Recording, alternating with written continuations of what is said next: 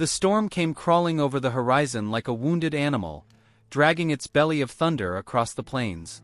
The sky had turned the color of tarnished copper, the kind of light that made even familiar ground look foreign.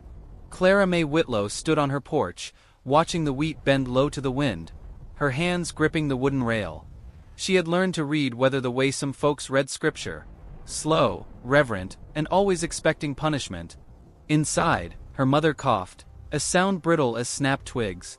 Clara turned back toward the dim glow spilling through the cabin window, the scent of boiled herbs and lamp oil clinging to her dress.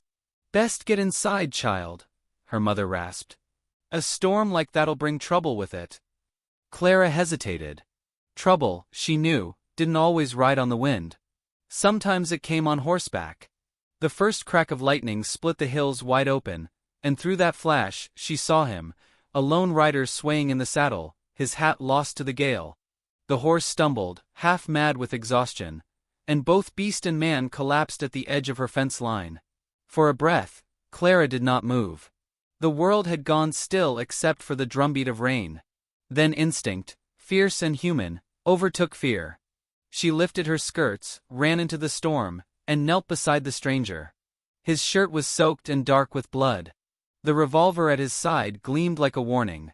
His eyes fluttered open, gray, distant, rimmed with pain, and then closed again. She dragged him through the mud, her palms raw, her heart beating wild against her ribs. Her mother's voice called out from the doorway, thin and sharp. "Leave him, Clara. We don't know his kind."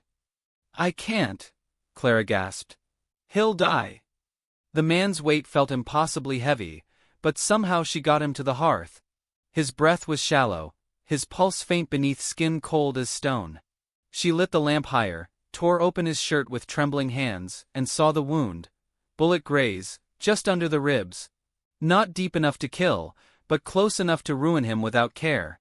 Her mother watched, leaning against the wall, her face pale beneath her gray shawl. "Men like him bring the law trailing behind," she murmured. "You save him now, you might doom us both." Clara didn't answer. She poured whiskey over the wound and pressed a strip of linen to it, her hands steady despite the tremor in her chest. "Fetch me clean water," she said. Her voice surprised her, firm, unshaken. Through the long night, the wind battered the cabin walls, rain drummed the roof, and the stranger drifted between life and something quieter. When dawn crept in, pale and washed out, he stirred. His voice came out low and rough. "Where am I?" "Dry Creek," Clara said, wringing out a cloth.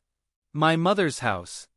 He turned his head toward her, eyes clearing as if trying to recall the shape of the world. "You should have left me out there."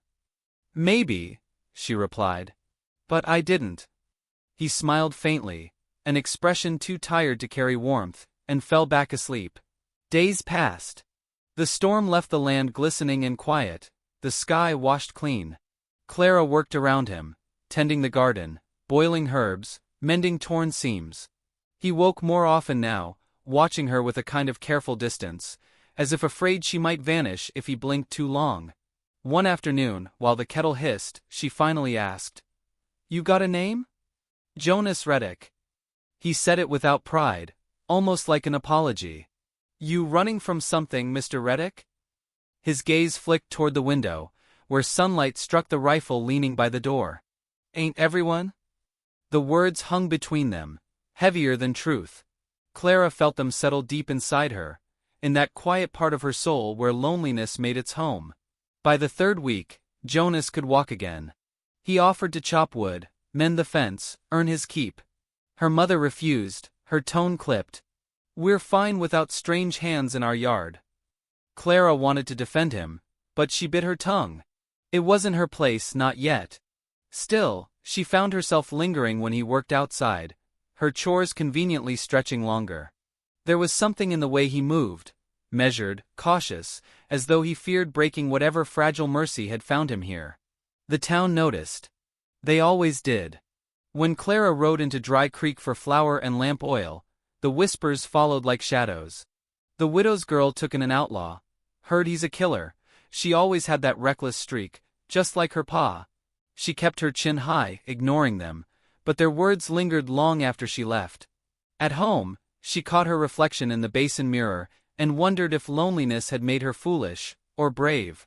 That evening, Jonas stood by the porch railing, watching the sun die slow behind the fields. His hands rested easy on the worn wood, his expression unreadable. "You shouldn't listen to what they say," he murmured when she joined him. "I don't," she lied. He turned to her then, something unspoken flickering in his eyes. "You saved a man who didn't deserve saving. That's something folks don't forgive easy." "Maybe I wasn't looking for forgiveness." The air between them shifted, warm, uncertain, edged with something fragile and electric. The first stars began to show, one by one. Jonas looked away, jaw tightening. "Soon as I'm strong enough, I'll be gone. You won't have to pay for my shadow." Clara's breath caught. She wanted to say stay, but the word felt too heavy to lift. So she said instead, "You should rest. You're not healed yet." He nodded once and stepped back inside, the door closing softly behind him. The porch creaked beneath her feet. Fireflies blinked in the distance, small and faithful. For the first time in years, Clara felt the ache of something she couldn't name, a quiet yearning that both frightened and steadied her. From inside came the sound of her mother coughing again, a reminder of the life she'd chosen to protect. The storm had long passed, yet Clara sensed another kind brewing, one made not of thunder, but of hearts colliding, slow and inevitable. That night, she dreamed of the stranger riding away under a silver dawn, his figure shrinking against the open sky. When she woke, the room smelled of smoke and rain, and the space beside the hearth was empty. Jonas Reddick was gone. But on the table, folded neat beside her sewing needle, lay a single note written in a hand both strong and uncertain. "Thank you, for the kindness you did know me." Clara read it twice, her fingers tracing the ink as if it might still be warm. Outside, the wind stirred the wheat into motion again, whispering through the golden fields like the beginning of something she wasn't ready to name. The weeks crawled by, marked by silence and the echo of absence. Jonas Reddick was gone, yet his presence lingered like a ghost that refused to fade.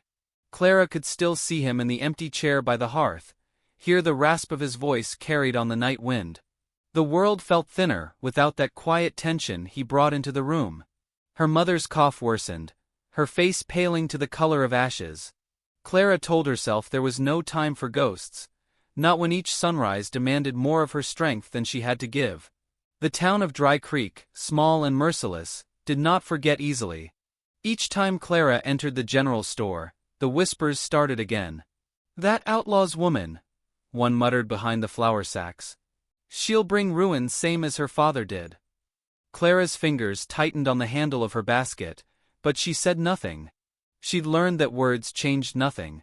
It was the living of a life that answered back. Still, the shame clung to her skin like grit.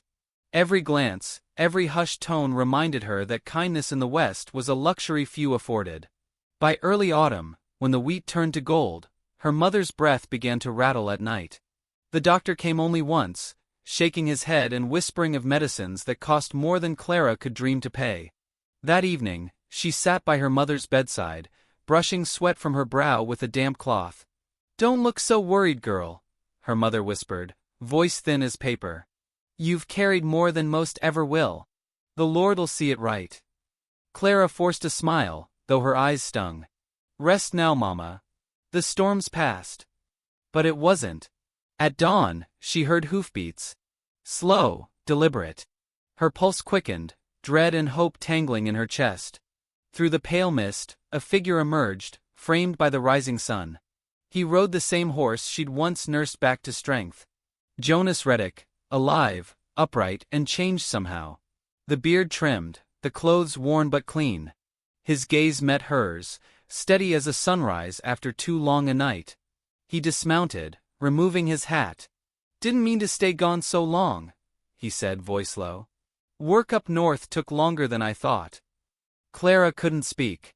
Her throat locked around too many unsaid things. "I heard what folks been saying," he went on. "About you. About me. I came to make it right." From his saddlebag, he drew a small pouch of gold coins, the edges gleaming faintly in the morning light. "For your mother's doctor." You saved my life, Clara. Let me repay that debt proper. She stared at the pouch, then at him. You think this settles it? No, he said quietly. But it's a start. Her mother stirred in bed, whispering faintly. That voice, who's come calling, Clara? Clara turned, smoothing her mother's quilt. Just a traveler, Mama. Someone passing through. But Jonas did not pass through. He stayed until the doctor returned, gold in hand, bringing vials of medicine that bought a little more time.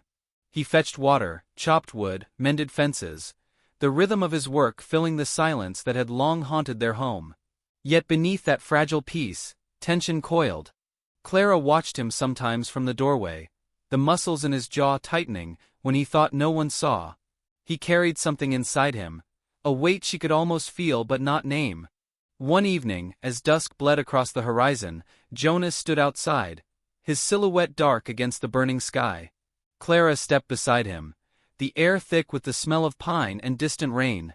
Why'd you really come back? She asked. He didn't look at her. I told myself it was to pay what I owed. But truth is, every road I took away from here led me back. Clara's heart stumbled. You think you can just ride back into someone's life like it's a saloon door? Jonas turned then, eyes shadowed but clear. No. I'm a skin to build one. If you'll let me. Her breath caught, words tangled on her tongue. There was no grand gesture, no sudden promise, just the quiet understanding that two broken things might, together, make something whole. But fate, cruel as ever, gave them little peace. That night, her mother's breathing grew shallow. Clara held her hand until the end came softly, like a candle guttering out. The cabin felt hollow after, stripped of warmth and sound. Jonas stood beside her at the burial, his hat in hand, eyes lowered. He said nothing. Some griefs didn't need words. Afterward, he didn't leave. There was no talk of it, he simply stayed. Days turned into weeks. The routines stitched themselves together. Shared chores, quiet suppers, the kind of silence that no longer hurt. The town still watched, still whispered, but Clara no longer cared. The weight of gossip could not touch what they were building in that small, weathered home. Each day he repaired something broken. The fence, the roof, her faith in the goodness that could still exist between two weary souls. One evening, while the fields shimmered under the fading sun, she found him seated on the porch steps, whittling a piece of cedar into the rough shape of a bird. He handed it to her without a word. She traced the lines with her thumb, smiling despite herself. You think you can fix everything with your hands? She asked softly. He met her gaze, eyes steady, voice gentle. No. But I can try. The silence that followed wasn't empty, it pulsed, alive with things unspoken. She set the wooden bird on the railing and placed her hand over his. The simple contact sent a quiet ache through her chest, the kind that felt dangerously close to peace. Beyond the porch, the horizon flared with the last light of day. For a long moment, they watched in silence, two silhouettes against the dying sun. Then Jonas spoke, barely above a whisper. There's a saying my pa used to tell me. You don't repay love, you live it. I didn't understand it till now. Clara's eyes softened. And what does it mean now? That maybe the only way to thank someone for saving you is to stay. Her throat tightened. The words hung between them, fragile and luminous. In the distance, the wind began to rise, stirring the wheat into a low, golden sea. Clara felt something inside her shift, grief giving way to something gentler, something with the quiet strength to begin again. The moment held, delicate as glass, as if the whole world had paused to watch two hearts choose forgiveness over fear.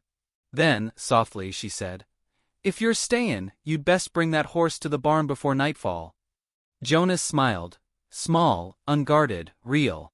Yes, ma'am. As he led the horse away, the last light broke over the fields, painting the cabin in gold. Clara stood on the porch, the wooden bird warm in her palm, her heart steady for the first time in years. Somewhere deep inside she understood. Love wasn't the thunder that shook the ground. It was the dawn that followed, quiet and certain, promising another day.